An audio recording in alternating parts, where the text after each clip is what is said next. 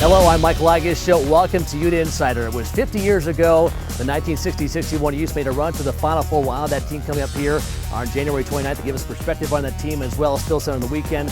A couple of you greats who now work for the Crimson Club, Jimmy Soto and Manny Hendrix. And Manny, I'll start with you. You played here in the early 80s. You know what it's like to be a great player of your era. Billy McGill was one of those guys, a two-time All-American, led the country in scoring in 61, 62. What made him such a great player? Well, I think you said that first. We had a Hall of Fame coach in Jack Gardner, and he knew how to get the guys to play together. Now, this team had been playing together for some years, the great player and Billy McGill, but this team seemed to know their role. They know Billy was a scorer, so everybody, went out of their way to get the ball to him. They know Joe Osterhigh was a rebounder, so he did everything he can to rebound. You had Jim Reed, who was also a kind of a scrappy player to get in there and bang and do the dirty work, play great defense. So it was a team who knew their role, and they played together for some years, and I thought that's what made them very special.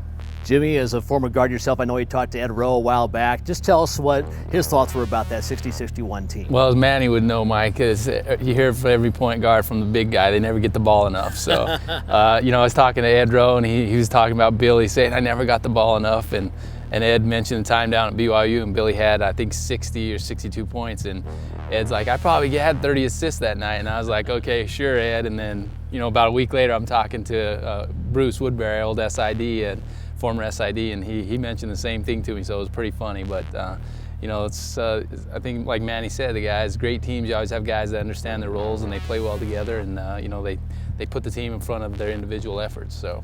Well, Manny, Billy McGill, two-time All-American, led the nation in scoring in 61, 62 the next year. What have you heard about him? Why was he such a great player of his era? I've gotten to know Billy over the years, and with conversation, we probably talk once a month on the phone. But he's a great player, but he's a great guy. He's a humble guy. And I think when you have a guy like that who's a leader on your team, who's very humble, who really don't mind sharing the credit, then it makes you very special. Not like you see a lot of guys today who is about me. I just think Billy is not only a great player, but he's just such a humble player with that type of talent. And you just don't see anyone that's not tooting their own horn with that much talent. And he's just a great person. He's a special person. And I think that's what got him, to where he's at today, because he was certainly a team player.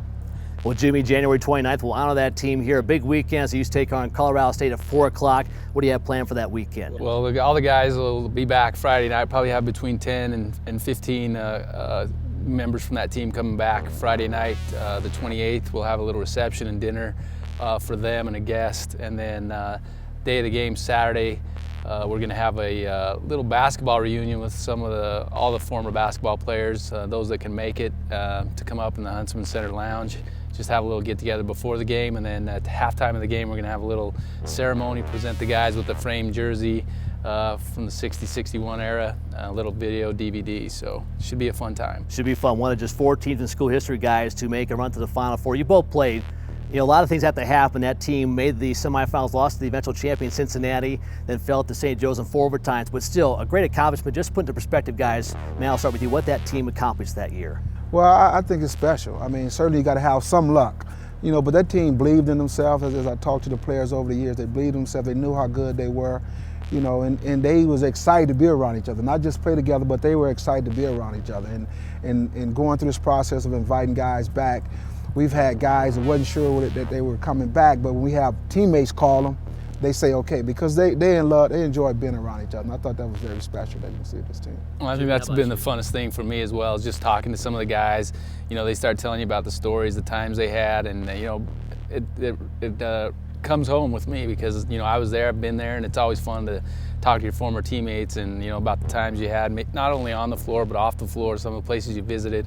And it's the same thing with these guys, but I think the chemistry and the enjoyment they had with one another is reflected in guys being able to pick up the phone, call one of their former teammates after however many years it's been since they've been together or spoken, and get them to come back and enjoy an event like this. All right, it should be a fun weekend. January 29th as the Utes take on Colorado State at 4 o'clock. We'll celebrate 50 years of the 60-61 Utes. For Jimmy Soto and Manny Hendrix, I'm Mike Lageschulte for Ute Insider. Thanks for joining us. Until next time, So long, everybody.